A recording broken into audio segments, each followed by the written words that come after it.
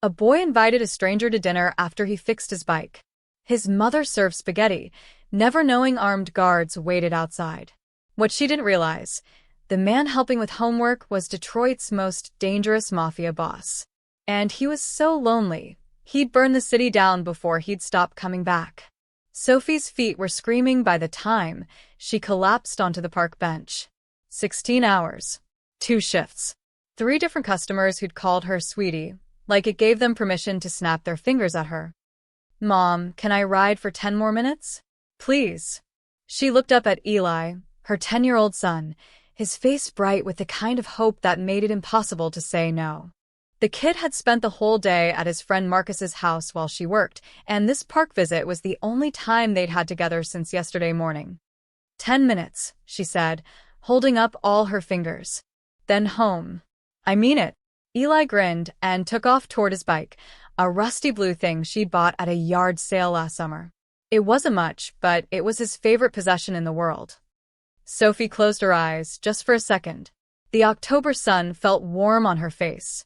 Maybe if she sat here long enough, she could forget about the rent notice taped to their door, or the fact that her manager had accidentally taken her off the weekend schedule again. A metallic snap cut through the air. Mom. Her eyes flew open. Eli was on the ground 30 feet away, his bike on its side, the chain dangling uselessly. Sophie was already moving, her exhausted legs forgotten. But someone beat her there. A man in a charcoal suit, completely out of place in this rundown Detroit neighborhood, was kneeling beside Eli. Not just any suit. The kind that probably cost more than Sophie made in 3 months. His dark hair was silver at the temples, and when he looked up at her approaching, his eyes were calm, assessing. He's not hurt, the man said, his voice low and steady. Just startled. I can speak for myself. Thank you, Sophie reached Eli, checking him over with quick, practiced hands. You okay, baby? I'm fine, Mom. Eli was already focused on the bike. But the chain? Let me take a look, the stranger said. Sophie's instinct was to refuse, to grab Eli and go. But the man was already examining the bike with surprising care, his expensive suit jacket pushed back, revealing a watch that caught the light. You know bikes? Sophie asked warily. I know how things work when they break, he glanced at Eli. What's your name, kid? Eli. Elijah, actually, but nobody calls me that except my grandma, and she's dead now, so. Eli's perfect, the man interrupted gently. I'm Enzo. Sophie noted how he didn't give a last name. She studied him more carefully now. Mid-40s, maybe. Strong hands that moved with confidence. And something else, a stillness to him, like he was used to people waiting for him to speak first. This is an easy fix, Enzo said, producing a handkerchief from his pocket and wiping grease from his fingers. But you'll need a new chain soon. This one's nearly worn through. How much does a new chain cost? Eli asked. Sophie felt her chest tighten. We'll figure it out, Elle. Enzo looked at her then, really looked at her, and Sophie had the unsettling feeling he saw straight through to the calculator running in her head, adding up dollars she didn't have. $20 at Hernandez's shop on 4th Street, Enzo said to Eli, though his eyes stayed on Sophie for a moment longer. Tell him Enzo sent you. He'll give you a fair price. You know a bike shop? Eli's face lit up. I know a lot of places. Enzo stood, brushing off his knees. The suit somehow looked perfect still. Your bike will hold for now. Just ride carefully. Thank you. Eli grabbed the bike, testing the makeshift repair. This is so cool. Are you, like, a bike mechanic or something? A smile flickered across Enzo's face, so brief Sophie almost missed it. Something like that. He started to walk away toward a black sedan parked at the curb, sleek, expensive, with tinted windows that Sophie suddenly realized had been watching them the whole time. Wait, Eli called out. Sophie grabbed his shoulder. Elle, let the man go. You should come to dinner, Eli said, pulling free. My mom makes the best spaghetti. It's the least we can do, right, Mom? To say, thank you. Sophie's face burned. Eli, I'm sure this man is very busy. When? Enzo asked. Sophie's mouth fell open. She looked from Eli's hopeful face to Enzo's unreadable one. This stranger, this clearly wealthy stranger who'd appeared out of nowhere, was actually considering her son's impulsive invitation. Thursday? Eli suggested. 7 o'clock. Eli, Sophie said firmly, we can't just invite. Thursday at 7, Enzo agreed. He pulled out a phone, the newest model, Sophie noted, and looked at her expectantly. Address? This was insane. She should say no. Everything about this man screamed danger in a way she couldn't quite name. The expensive clothes, the watchful car, the way he'd appeared exactly when Eli needed help, like he'd been waiting. But Eli was looking at her with those eyes, the same golden brown as his father's had been. Except Eli's held kindness that his father had never possessed. Oakmont Apartments, Sophie heard herself say. Building C, 3rd floor. Apartment 304-inch. Enzo typed it into his phone. I'll bring wine. You don't have to. I know. He met her eyes again, and this time she saw something there she didn't expect. Genuine curiosity. But I will. He walked to his car, and Sophie noticed for the first time how the driver jumped out to open his door, had bowed slightly, like a soldier greeting a general. The sedan pulled away, silent as smoke. That was awesome. Eli grabbed her hand. Did you see how fast he fixed it? And he's coming to dinner. Wait till I tell Marcus. Sophie watched the car disappear around the corner, a cold weight settling in her stomach. What had she just agreed to? And why did she get the feeling Enzo already knew where she lived, long before she told him? Thursday came too fast. Sophie had scrubbed the apartment twice, hidden the overdue bills in a drawer, and told herself a dozen times she could still cancel. But Eli had talked about nothing else for 3 days, and the excitement in his voice had chased away the exhaustion she usually saw there. So she made spaghetti. At 6:55 p.m., she was stirring the sauce when Eli pressed his face against the window. Mom. There's 3 black cars outside. Sophie's wooden spoon clattered into the sink. She moved to the window, her heart climbing into her throat. 3 identical black SUVs were parked along the curb, engines running. Men in dark suits stood at careful intervals on the sidewalk, not talking, not smoking, just watching. Their eyes swept the street with professional precision. This is so cool, Eli breathed. Is he, like, a movie star? A 4th car pulled up, a sleek black sedan. Enzo emerged from the back seat, carrying a wine bottle and a white bakery box. He wore a navy suit that probably cost more than their monthly rent, and when he walked toward their building, the other men straightened slightly, like soldiers acknowledging a superior officer. Sophie's hands went cold. The knock came exactly at 7. I'll get it. Eli raced to the door. Sophie smoothed down her simple blue dress, the nicest thing she owned, and tried to control her breathing. Enzo stepped inside, and somehow the apartment seemed smaller.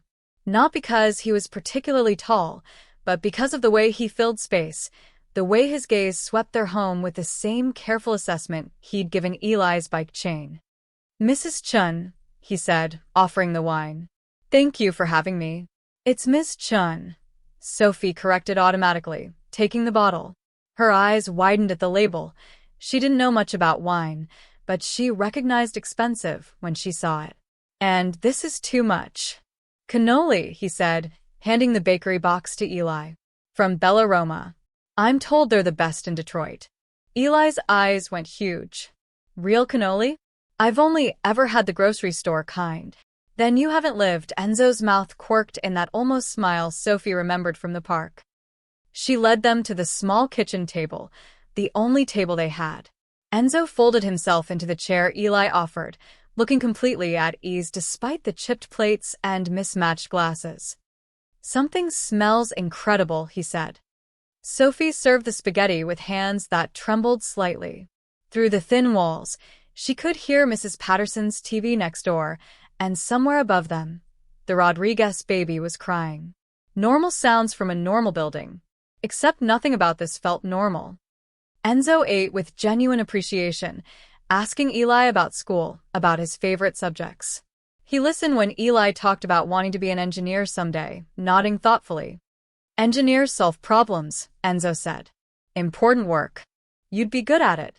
How do you know? Eli asked. You're curious. You ask questions. That's how you learn. He twirled spaghetti onto his fork with practiced ease. These are good qualities. Sophie watched him, trying to reconcile the man praising her son with the armed guards stationed outside their building. She'd grown up in Detroit. She knew what muscle looked like, what protection details meant. So, Enzo, she said carefully, what do you do? For work. Eli perked up. Yeah. Do you own the bike shop? I'm in. Import-export. Enzo said smoothly. I help move goods where they need to go. It was such a perfect non-answer that Sophie's stomach dropped. That's why you have so many cars? Eli asked. Security is important in my line of work. Sophie's mind raced. Import-export. Black SUVs. The way the driver had opened his door like a subordinate. The expensive suit, the casual mention of a specific shop on 4th Street. What do you import? She asked, her voice steady despite the alarm bells ringing in her head. Enzo met her eyes. Various things. Coffee. Olive oil, a pause. Wine. He said it lightly, but Sophie heard the unspoken words underneath. Stop asking questions you don't want answered. Eli, oblivious, launched into a story about his science project. Enzo listened with the same careful attention, but Sophie couldn't stop staring at him. The way his suit jacket fell open slightly when he reached for his water, revealing what might have been, she couldn't be sure, a shoulder holster. The thin white scar along his jawline, barely visible. The gold ring on his right hand, heavy and ornate, with a symbol she didn't recognize, but somehow felt she should. And then Eli said it, innocent and unknowing. My friend Marcus says there's a guy named Vitaly who basically runs the East Side. Do you know him? Since you're in business and stuff. The temperature in the room dropped 10 degrees. Enzo Lorenzo didn't flinch. It's a common name, he said calmly. But Sophie saw it now. Really saw it. The pieces fell into place with sickening clarity. Lorenzo Vitaly. The name whispered in the diner when men in expensive suits came in late at night. The name her manager went pale over when someone mentioned it. The man the news called alleged organized crime figure but never seemed to be able to touch. She'd invited a Mafia boss into her home. She'd fed him spaghetti. He was sitting across from her son. Sophie's hands clenched under the table. Every instinct screamed at her to grab Eli and run. But where? The men outside weren't there to protect her. They were there because of him. Lorenzo was watching her now, and she knew he could see the moment of recognition in her eyes. He didn't smile, didn't threaten, just waited. More spaghetti? Sophie heard herself ask, her voice surprisingly calm. Please, Lorenzo said quietly. It really is excellent. She stood on shaking legs and refilled his plate, her mind racing. She wouldn't throw him out. Not yet. Not with those armed men outside. Not with Eli chattering happily about his science fair project. But she would watch him. Every move, every word. Like a lioness who just realized a wolf was at her table. And the wolf knew it too. The dinner ended without incident. Lorenzo left with a handshake for Eli and a long look at Sophie that she couldn't quite read. The SUVs disappeared into the night like they'd never been there at all. Sophie didn't sleep. She lay in bed, staring at the water-stained ceiling, listening to Eli's soft breathing from the next room. What had she done? What kind of danger had she let walk through their door? But morning came, and with it, reality. Her phone buzzed at 6 a.m. A text from the diner. Schedule changes. You're cut to 3 shifts next week. Sorry, Gary. Sophie's stomach twisted. 3 shifts. That was maybe $400 after taxes. Rent alone was $850, and she was already 2 weeks late. She'd have to beg Gary for more hours. Again. By the time she dropped Eli at school, her phone rang with a number she'd blocked 6 times already. What, Marcus? She answered coldly. That's how you greet your son's father? Marcus Chen's voice was slurred, drunk already at 8 a.m., or maybe still drunk from last night. Just wanted to see how my boy's doing. He's fine. No thanks to you. That's cold, Sophie. Real cold. I've been thinking maybe I should come by, Exercise my rights. See, Eli. Her hand tightened on the phone. You signed away your rights 3 years ago. Remember? When you took the cash instead of custody. Things change. Maybe I made a mistake. Maybe I want to be a dad now. You want money, Sophie said flatly. The answer is no. Don't call again. She hung up, her hands shaking. Marcus did this every few months, appeared like a bad smell, making threats he never followed through on, just a reminder he could still cause problems. Sophie deleted his number for the 7th time and headed to the diner. 3 days later, Enzo came back. Sophie was coming home from an interview at a second diner across town. They'd said they'd think about it, which meant no, when she saw him sitting on the steps of her building. No SUVs this time. No guards. Just Lorenzo Vitali in jeans and a black sweater, looking almost normal except for the way he somehow made the crumbling concrete steps look like a throne. What are you doing here? Sophie asked, climbing the steps slowly. Eli mentioned his bike was making noise again. Lorenzo stood, hands in his pockets. I brought oil for the chain. He held up a small bottle like a peace offering. Sophie wanted to refuse. Wanted to tell him to leave and never come back. But Eli's bike really was making noise, and she didn't have $20 for that new chain, let alone time to get to 4th Street. Fine, she said. But make it quick. She let him into the apartment. Eli exploded with excitement when he saw who it was, dragging Lorenzo to see the bike, chattering about school and how he'd gotten an A on his math quiz. Lorenzo listened like Eli was reporting something genuinely important. He oiled the chain, checked the brakes, adjusted the seat height. You're growing, he told Eli. Another inch, at least. Mom says I'm eating her out of house and home. Eli grinned. Something flickered across Lorenzo's face, too quick for Sophie to name. He left after 20 minutes, but not before slipping something into Eli's hand. After he was gone, Eli showed her a $50 bill. He said it's for helping him remember how to fix bikes. Eli said, odd. Can I keep it? Sophie should have said no. Should have run after Lorenzo and thrown the money in his face. Instead, she thought about the rent notice, the cut shifts, the ramen noodles she'd been planning for dinner all week. Put it in your savings jar, she said quietly. A week later, Lorenzo came by with pastries from an Italian bakery. I was in the neighborhood, he said, which was obviously a lie. Men like him didn't just end up in neighborhoods like this. 2 weeks after that, he brought books, engineering texts that Eli devoured like candy. Each visit, he stayed a little longer. Each time, Sophie told herself this was the last one she'd allow. But Eli was different when Lorenzo was around. Happier. More confident.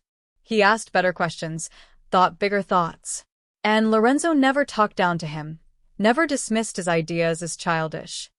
It was everything Marcus had never been. Sophie found herself making coffee when Lorenzo visited, sitting at the kitchen table while Eli did homework.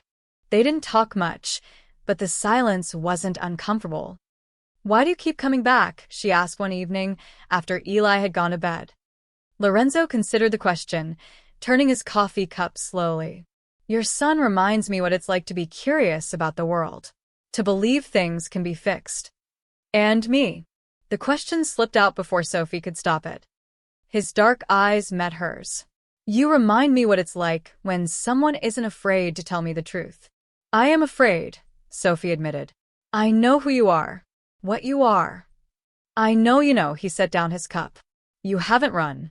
That makes you either very brave or very foolish. Maybe both. The corner of his mouth lifted. Maybe. In a warehouse across town, Lorenzo's men were less amused. She's a liability, Vincent, his second-in-command, said flatly. A woman outside the organization. Outside our protection. The Calabrese family already knows you've been visiting her. Lorenzo didn't look up from the ledger he was reviewing. Then they know to leave her alone. Boss, with all respect. Vincent Lorenzo's voice went quiet, which was more dangerous than shouting. I'm aware of the concerns. Handle them. Vincent exchanged glances with the other men. They'd never seen Lorenzo like this, distracted by someone who brought nothing to their operations, who knew nothing of their world. A woman with a kid in a rundown apartment was exactly the kind of weakness rivals exploited. But Lorenzo dismissed them with a wave, and they went. Because he was Lorenzo Vitali and what he wanted he took. Even if what he wanted was just coffee in a cramped kitchen, listening to a boy talk about science, while his mother watched him like she was cataloging his sins. He'd never felt more human in his life. The black sedan was there again. Different from Lorenzo's usual cars, this one had a dent in the rear bumper and windows that weren't quite as dark. It had been parked across from Oakmont Apartments for 3 days now, and the man inside wasn't even trying to hide. Sophie noticed it on her way to work, noticed it when she picked up Eli from school. And when she mentioned it to Mrs. Patterson, her neighbor went pale. Don't mess with those people, honey, the old woman whispered. Just keep your head down. What people? But Mrs. Patterson had already scurried back into her apartment, 3 deadbolts clicking shut. That night, Sophie couldn't shake the feeling of being watched. She closed the blinds tight, double-checked the locks, told Eli they were eating dinner away from the windows. Why? Eli asked, confused. Just because, Sophie said, forcing a smile.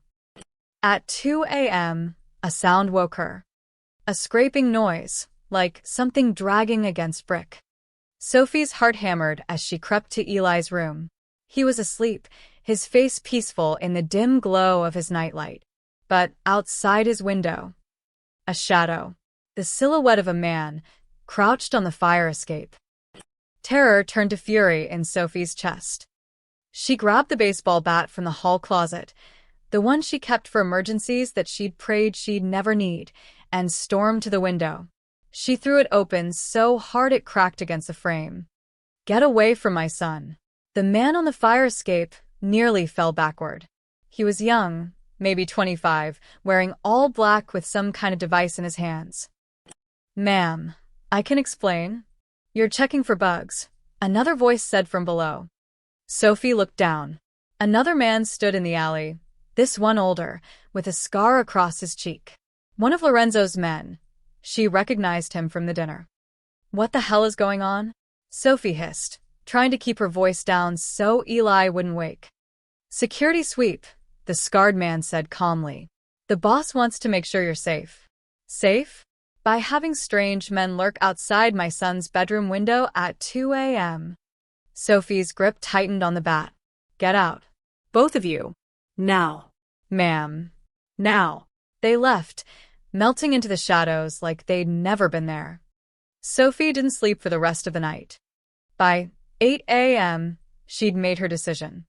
She dropped Eli at school, called in sick to the diner, and took 2 buses to the address she'd found on the business card Lorenzo had left on her counter, the one she'd told herself she'd throw away but hadn't. The building was in a better neighborhood, all red brick and iron gates. A legitimate-looking import business, according to the brass plaque. But the 2 men stationed at the door told a different story. I need to see Lorenzo Vitali, Sophie announced. The guards exchanged glances. One spoke into a radio. Ma'am, do you have an appointment? No. Tell him Sophie Chun is here. Tell him I'm not leaving until he sees me. 5 minutes later, she was being escorted through a surprisingly normal-looking office building. Normal until they reached the top floor, where the decor shifted to rich wood paneling and the kind of quiet that came from respect, not vacancy. The conference room doors opened. Lorenzo sat at the head of a long table, surrounded by 8 men in suits, clearly in the middle of a meeting. Everyone fell silent when Sophie walked in. Ms. Chun, Lorenzo said, his expression unreadable. This is unexpected. I need to talk to you. Now. One of the men, Vincent, she'd later learn, stood up. You can't just walk in here. Why are your men spying on me? Sophie demanded, ignoring Vincent entirely. Her voice rang through the quiet room. Why was someone on my fire escape at 2 a.m. outside my son's window? You think that's protection? That's terrorism. The men around the table looked stunned. No one moved. No one breathed. Lorenzo leaned back in his chair, studying her like she was a fascinating puzzle. Then, to everyone's shock, he started laughing. Not a polite chuckle. A genuine laugh, warm and surprised. You're the first person to raise your voice to me in years, he said, still smiling. Everyone out. Boss, Vincent started. Out. The men filed out silently, though Vincent shot Sophie a look that could have stripped paint. When the door closed, Lorenzo gestured to the chair beside him. Sit. Please. I don't want to sit. Sophie, his voice was gentle but firm. Sit. She sat, gripping the bat she'd somehow carried all the way here. There's a dented black sedan that's been watching my building, she said. Your men aren't the only ones interested in my apartment. Who are they? Lorenzo's expression hardened. The Calabrese family. My rivals. Why? Because I've been careless, he met her eyes. They've noticed my visits. They think you're either an informant or, he paused. Or what? Or someone I care about. Which makes you a target, he leaned forward. The man on your fire escape was sweeping for listening devices. The Calabrese like to gather intelligence before they move. I needed to ensure they hadn't bugged your apartment. Sophie's hands went cold. Bugged my apartment? What kind of world? My world, Lorenzo said quietly. A world I brought to your door. I'm sorry. The apology caught her off guard. Mafia bosses didn't apologize, did they? I should have told you, he continued. But my men thought discretion was wiser. They were wrong. You're damn right they were wrong. Another flicker of amusement crossed his face. I like when you're angry. You don't hide it. Everyone else, he gestured vaguely. They're too afraid to tell me the truth. Maybe you should be less terrifying. Maybe, he stood, walking to the window. I can have the Calabrese surveillance removed. One call. But they know about you now. That doesn't disappear. Sophie's stomach sank. What does that mean? It means, Lorenzo said, turning back to her, that you've entered my world whether we want it or not. And I will protect you. Both of you. I don't want your protection. I know, he smiled sadly. But you have it anyway. Despite everything, despite knowing what Lorenzo was, despite the armed guards now permanently stationed near her building, Sophie couldn't deny one simple truth. Eli was thriving. It had been 3 weeks since her confrontation at Lorenzo's office. The dented sedan had disappeared that same day, and Lorenzo had been honest about the continued surveillance. Not hiding it, not sugarcoating it. 2 of my men rotating shifts, he'd told her. Just watching. No more fire escape visits. She'd wanted to say no. Wanted to go back to her normal life. But what life? The one where Marcus called drunk at midnight?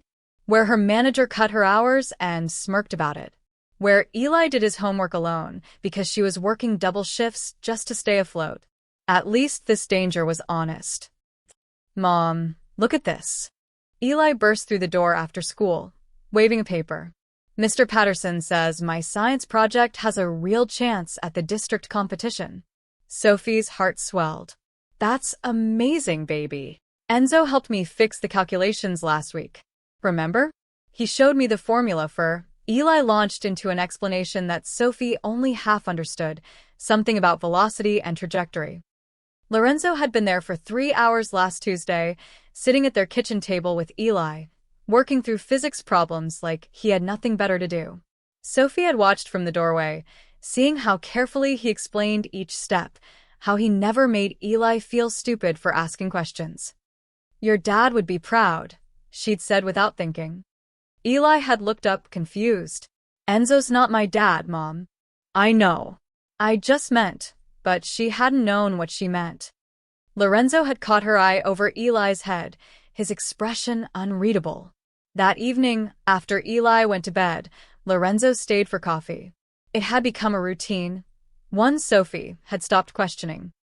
He's a good kid, Lorenzo said, warming his hands on the mug. Smart. Thoughtful.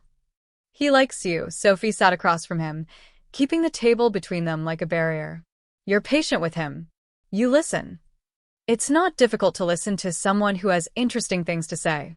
His father never thought so. The words slipped out before Sophie could stop them. She never talked about Marcus, especially not to Lorenzo. Then his father was a fool. Sophie laughed bitterly. He was a lot of things. Fool was the least of it. She took a sip of coffee. He left when Eli was 7. Said fatherhood wasn't for him. Signed away his rights for $5,000. Lorenzo's jaw tightened. He put a price on his own son. Some people don't deserve what they have, Sophie met his eyes. And some people, I don't know what they deserve.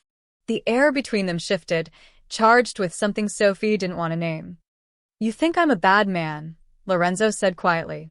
I think you're a complicated man. That's diplomatic. I'm trying, Sophie set down her cup. You've been kind to Eli. Kind to me. But I've also heard the stories, Lorenzo. I know what you do. Do you want to know the truth? He asked. Or do you prefer the comfortable distance of not asking? Sophie considered this. I don't know. That's honest. At least he stood, carrying his cup to the sink, something he always did, never leaving her to clean up after him. I won't pretend to be something I'm not. But I won't bring that world into this apartment. This, he gestured around the small kitchen. This is separate. Nothing is separate, Sophie said. Those men outside prove that. They're there so this can stay separate. He turned to face her, and in the dim kitchen light, he looked tired. Mortal. You and Eli. You're the only place I can just be Enzo. Sophie's heart did something dangerous. Something foolish. She stood, closing some of the distance between them. Why us? Why come back? Because your son invited me to dinner, Lorenzo smiled slightly. And because you didn't throw me out when you realized who I was. You watched me, assessed me, decided I wasn't an immediate threat. Were you? A threat? No, his voice was soft. Never to you. They stood there, too close, the kitchen suddenly smaller than it had ever been. Sophie could smell his cologne, something subtle and expensive that reminded her of how different their worlds were. She stepped back. Had to. It's late, she said. You should go. Lorenzo nodded, understanding in his eyes. Good night, Sophie. After he left, Sophie leaned against the closed door, her heart racing. This was dangerous. More dangerous than the Calabrese family, or the FBI or any of it. Because she was starting to care. Across town, in a restaurant that served as neutral territory, Dominic Calabrese was having a very different conversation. He's there 3-4 times a week now, his lieutenant reported. Stays for hours. The kid, the woman, he's attached. Dominic swirled his wine, thinking. Lorenzo Vitali was careful. Ruthless. He didn't do attachments, didn't have weaknesses. Until now. A single mother in Oakmont Apartments, Dominic mused. No family, no connections. How very human of him. We could use her. Grab her. Make him negotiate. Too obvious, Dominic set down his glass. But the boy. A child would make Lorenzo reckless. Emotional. His men already think he's losing his edge. So, we take the kid. We send a message, Dominic smiled coldly. We remind Lorenzo Vitali that kings don't have the luxury of playing house. Not in our world. His men nodded, already planning. They didn't see the opportunity for what it really was, not leverage, but a declaration of war. Because Lorenzo Vitali, without attachments, was dangerous. Lorenzo Vitali, with something to lose, was deadly. Sophie tucked Eli in that night, kissing his forehead like she did every night. Mom, Eli said sleepily. Do you like Enzo? Sophie's breath caught.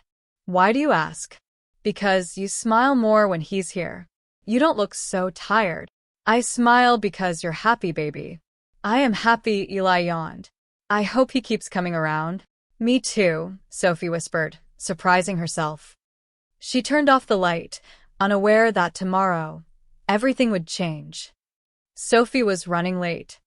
The bus had broken down 2 stops early, and her phone was at 3% battery.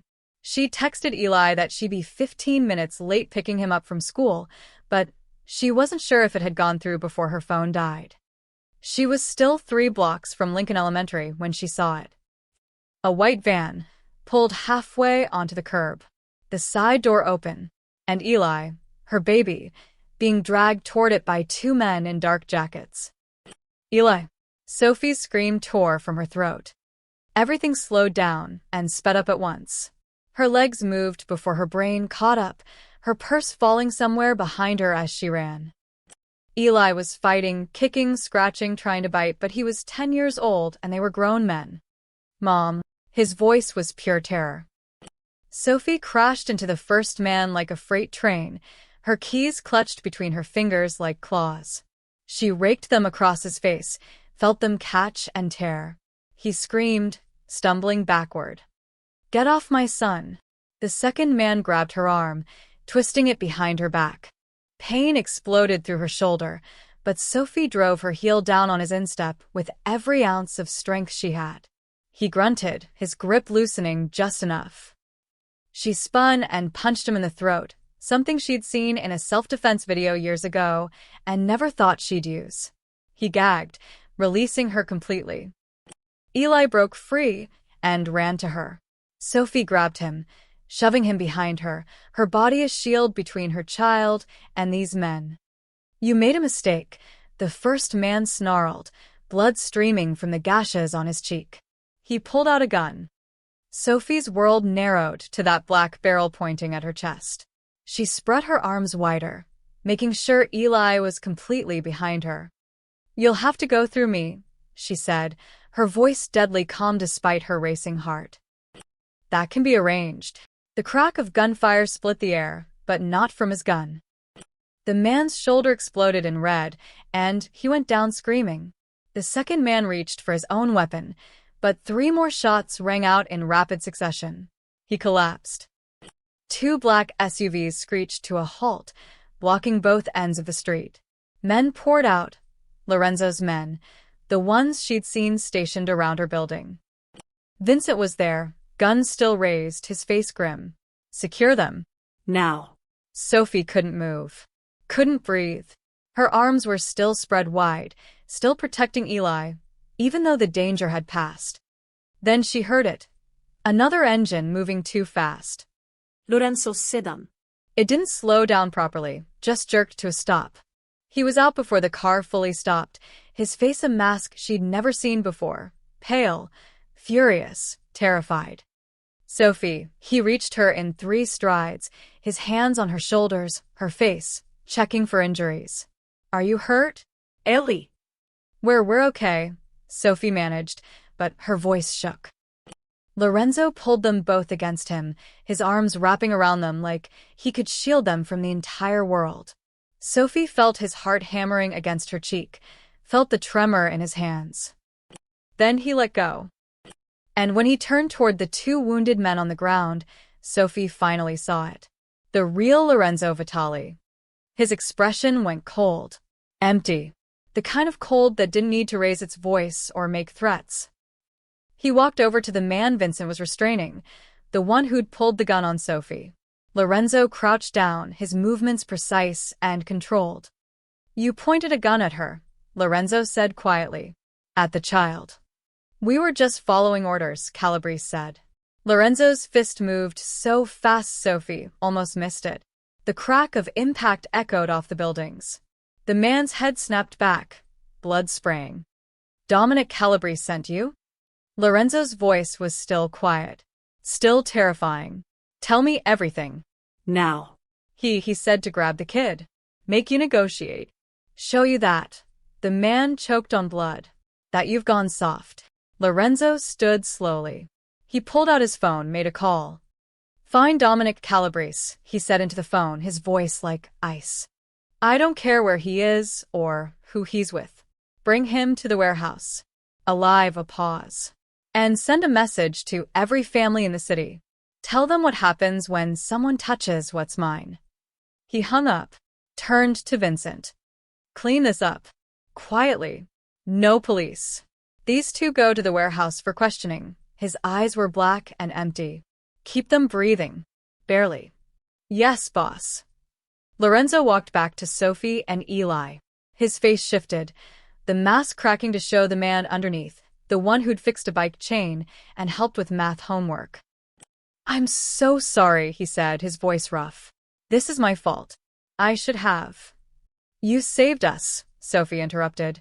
Her voice was steadier now, though her hands still shook. Your men were there. They saved us.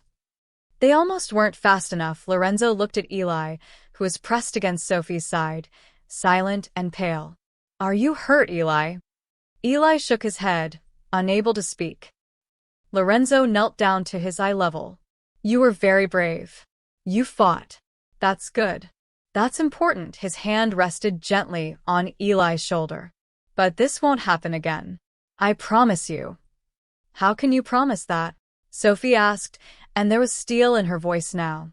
Steel forged from terror and rage, and the fierce love of a mother who'd almost lost everything. How can you promise anything when your world just tried to take my son? Lorenzo stood, meeting her eyes. She saw pain there, regret, and something else, determination that bordered on obsession.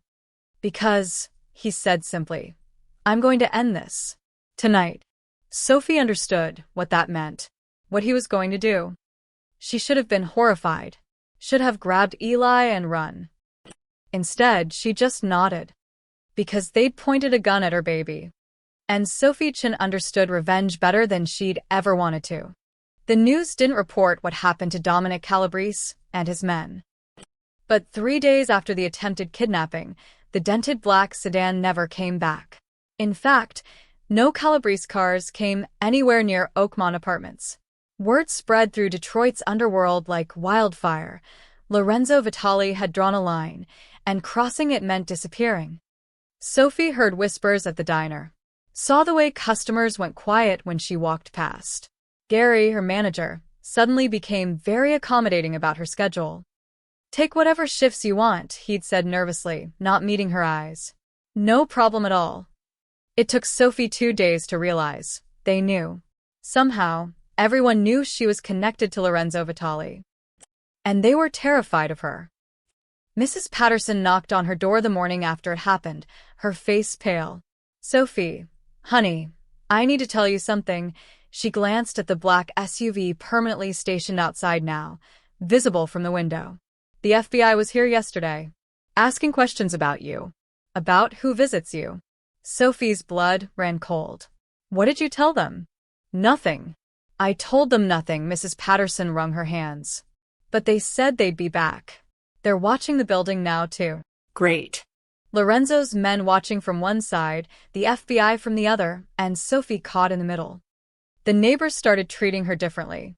Some avoided her completely, crossing the street when they saw her coming, refusing to make eye contact. Others did the opposite. Mr. Rodriguez from upstairs knocked on her door with a smile that didn't reach his eyes. Sophie. I was wondering if you could help me with a small problem. Nothing major, just. My nephew got into some trouble with the wrong people, and I thought maybe you could put in a word. I can't help you, Sophie said firmly, closing the door. It happened 3 more times that week. Neighbors suddenly needing favors, asking if she knew anyone who could make problems go away or have a conversation with someone. Like she was a mafia wife, like she had power. She had never felt more powerless in her life. Eli had nightmares. Every night since the attack, he woke up screaming, and Sophie held him until dawn, whispering that he was safe, that she was there. But she was lying, and they both knew it. Lorenzo hadn't been back since that day. He'd called 3, 4 times a day, but Sophie hadn't answered. She didn't know what to say to him. Didn't know if she wanted to scream or cry or thank him for saving them. On the 5th day, he showed up anyway. Sophie opened the door to find him standing there, and she barely recognized him. He looked like he hadn't slept, dark circles under his eyes, his usually perfect appearance disheveled. We need to talk, he said quietly. Sophie let him in, but only because Eli was at school and she needed to get this over with. How's Eli? Lorenzo asked immediately. He has nightmares. Every night, Sophie's voice was sharp as broken glass. He's afraid to walk home from school. He flinches when cars slow down near him. He's 10 years old, Lorenzo. I know. Lorenzo's face crumpled with something that looked like genuine anguish. Sophie, I'm so sorry. Sophie laughed bitterly. You're sorry? Your world almost took my son. They pointed a gun at my baby because of you. I know. Lorenzo's voice cracked.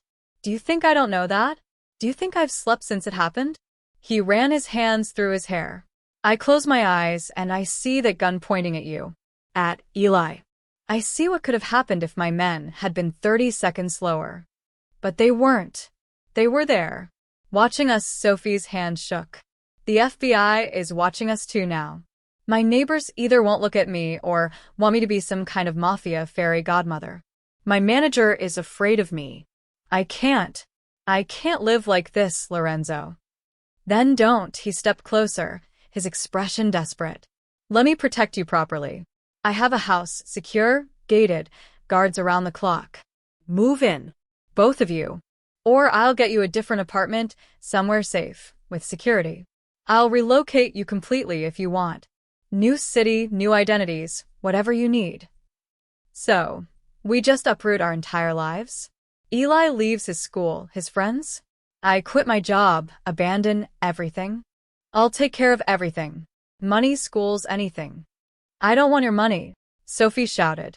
I don't want your protection or your charity or your guilt. I want my normal life back. Your normal life is gone. Lorenzo's voice was harsh, but honest. The Calabrese family talked. Other families know now. The FBI knows. You're in this whether I step away or not.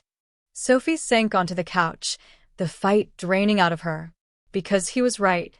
That was the worst part. He was absolutely right. If I step away, Lorenzo continued quietly, sitting beside her but not touching, it looks like weakness. Other families will see you as unprotected.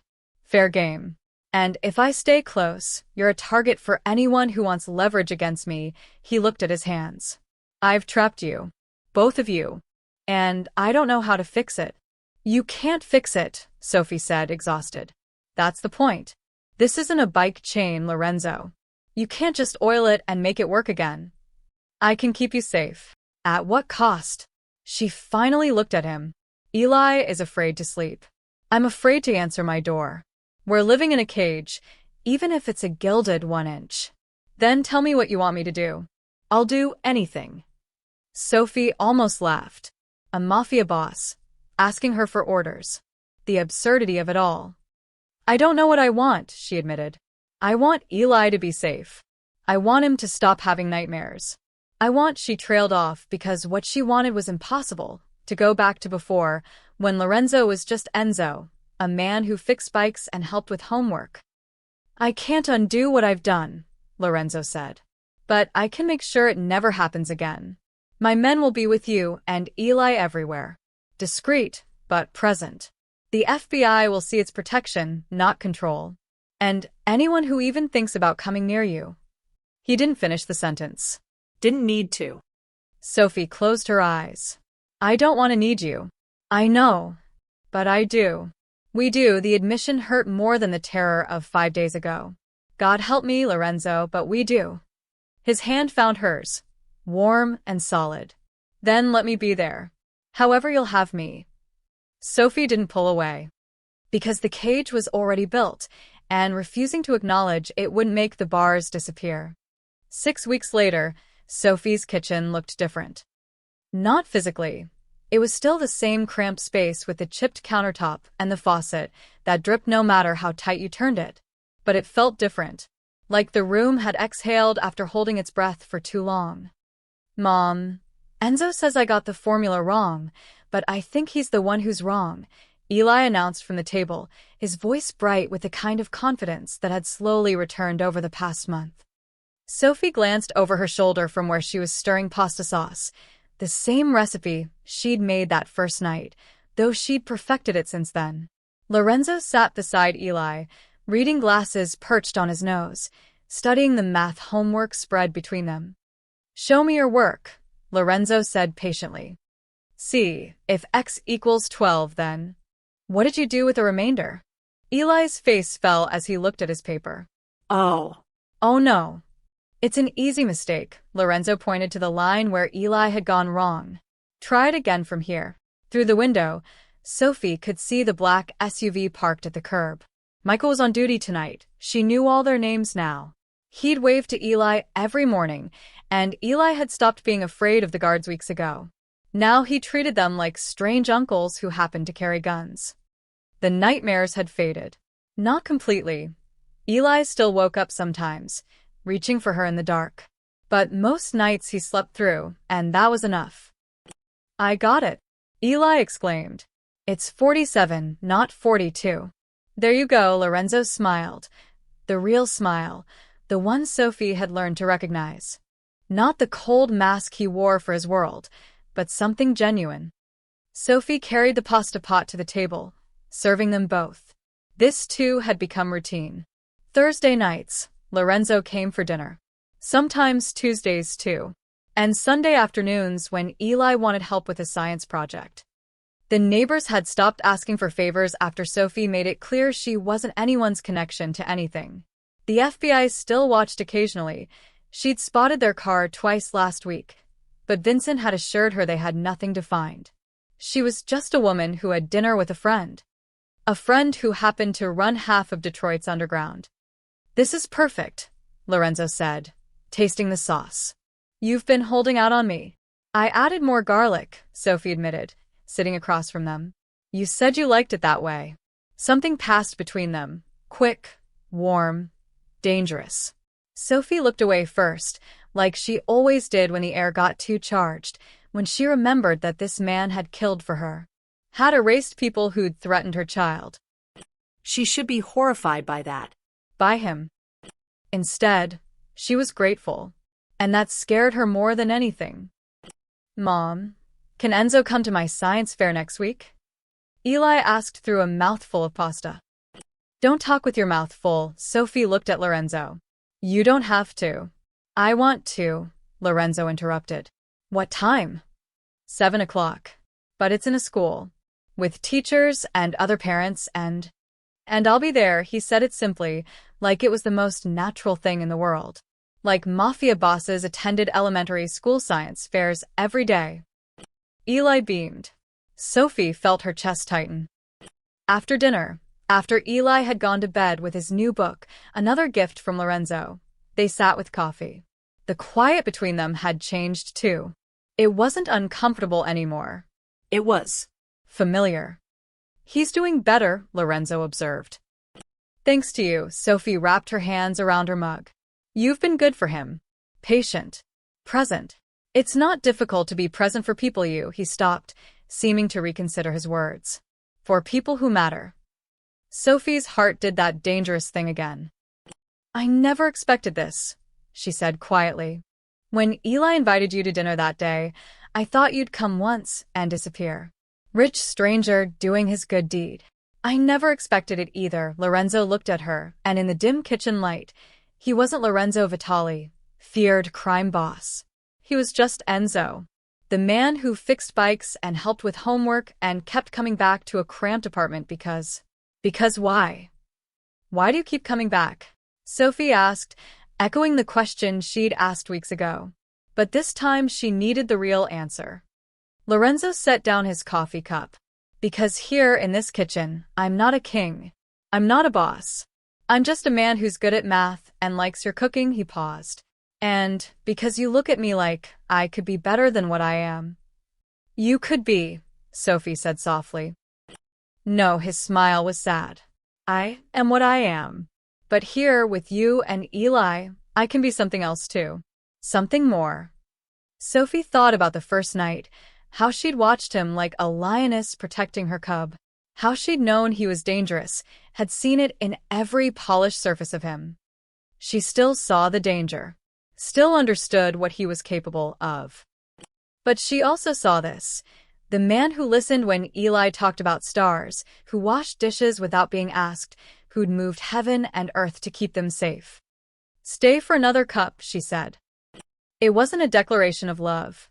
Wasn't acceptance or forgiveness or anything simple. It was a choice. Lorenzo smiled. Okay. Outside, the guards kept watch. The FBI might be noting the time he arrived and left.